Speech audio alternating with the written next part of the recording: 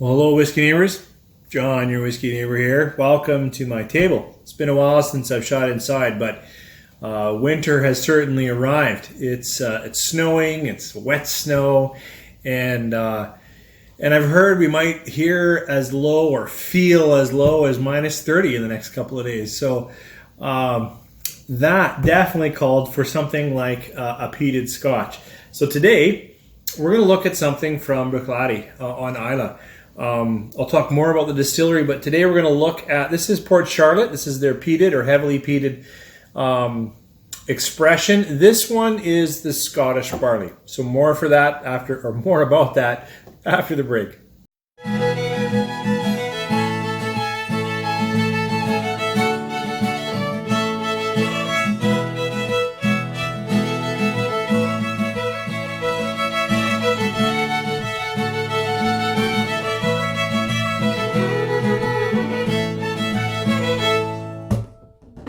Well, thanks for staying with me.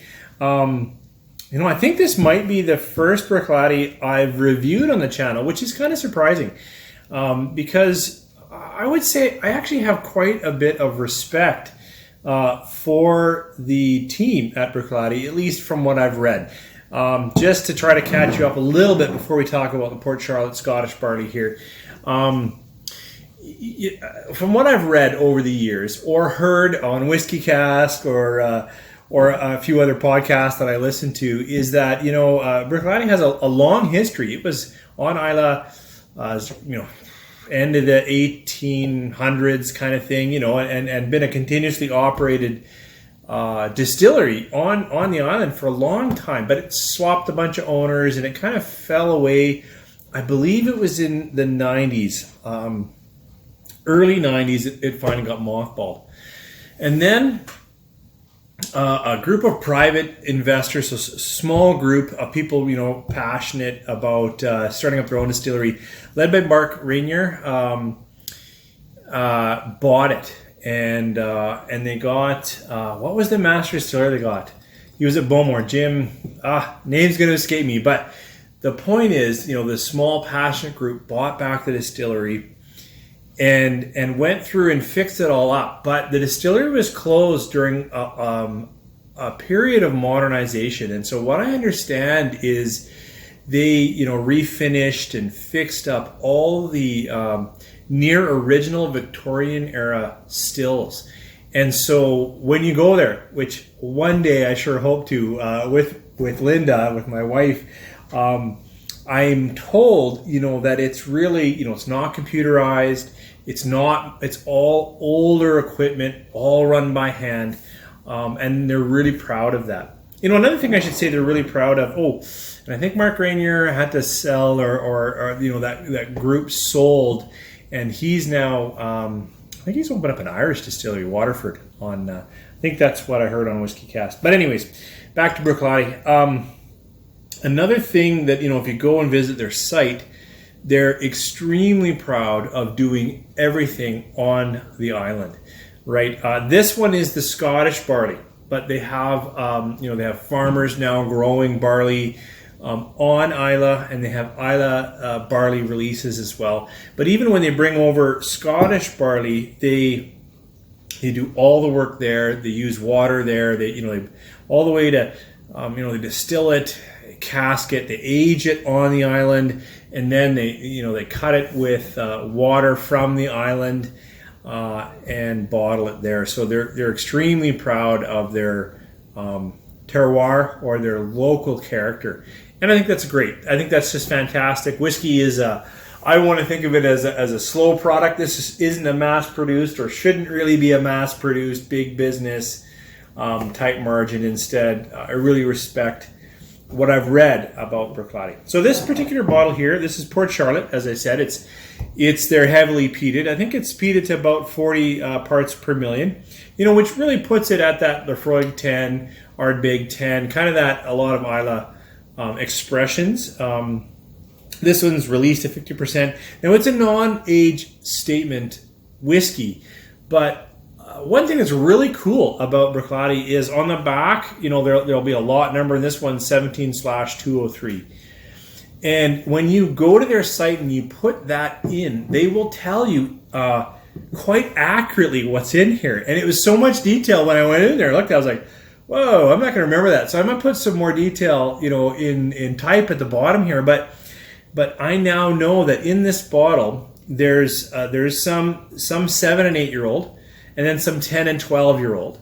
I know that the majority of the casking here are ex bourbon. Some 6 years in first fill, some 4 years in second fill. There's a small percentage. They don't tell you percentages, but there's a percentage of this that is aged in new oak. And there's a little bit that's aged in some European oak. Most of that European was second fill, not first fill, like some of the ex-bourbon first fill. But it's really actually quite awesome to go there and see this has 4 vintages, 7 cask types, and just to get a little bit more information. I think that's really cool, and I wish more distilleries did that. Scottish barley released at 50%, so no age stamp, but I know the youngest in here is 7, the oldest is 12. Let's see what we get on the nose and palate of this Scotch. Actually, when I first smell this, if you're not used to peated Scotch, I think pretty much peat and smoke are going to come up pretty quick for you. But for me, I actually find the spirit in here quite light. It's a little bit gently fruity. I get a little bit of citrus, maybe a bit of lemon. Honey, cereal sweetness. Yeah, cereal, kind of a cereal grainy note in it. A little bit youthful. Does bite at my nose a little bit. Now that could be the 50% ABV. A number of reviewers have mentioned already a brininess in the nose. I certainly don't get that on the nose. For me, it's peaty. The smoke comes secondary. Then, kind of a lemon, light fruit, sweetness, honey, and cereal. That's kind of the nose for me. Yeah, I like it. Let's see what it tastes like. Sláinte.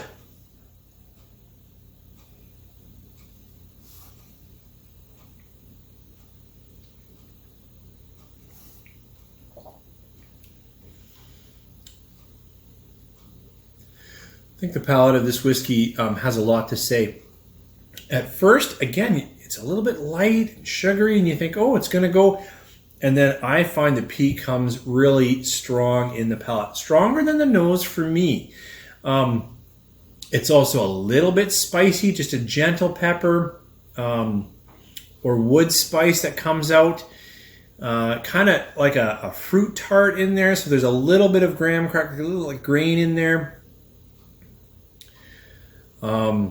It coats very nicely in the mouth. I would absolutely say one of the highlights for me in this Scotch is the way you take a few small sips and you let it kind of coat your mouth. It's a really nice, it's not a heavy oil, but it's just a nice oil that works well with that light high sweetness, almost floral, with the peat. I'm going to take a little sip here.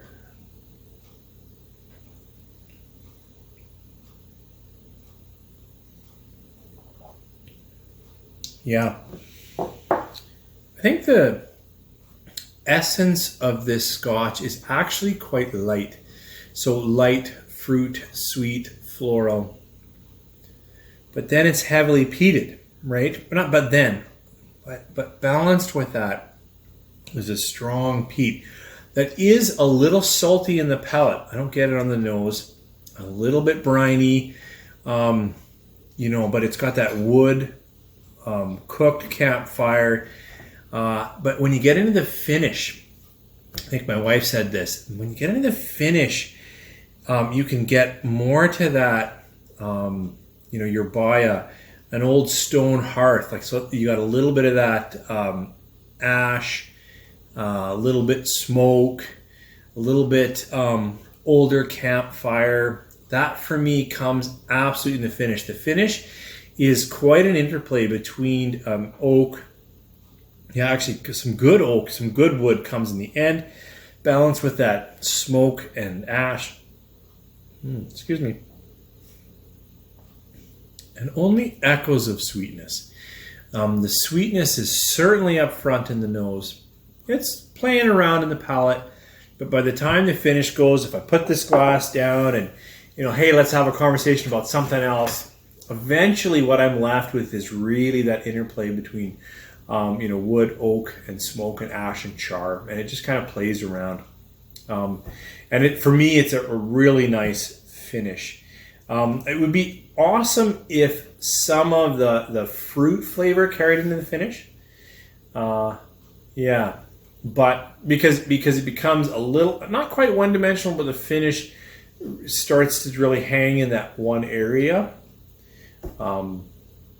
But during the experience, if you're actively drinking and nosing and sipping, there's quite a bit to this Scotch. So I think you can tell by the way I'm describing it that, I was going to try this with water.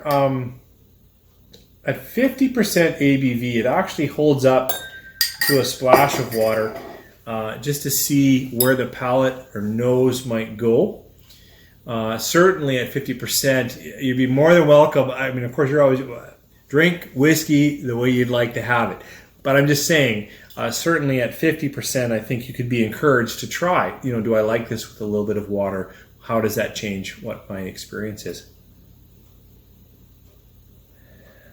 Some of the sharpness of the nose comes back. Is reduced.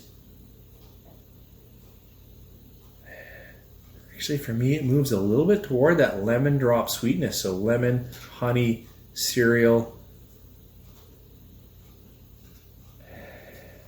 graham cracker. Yeah, see if the palate changes.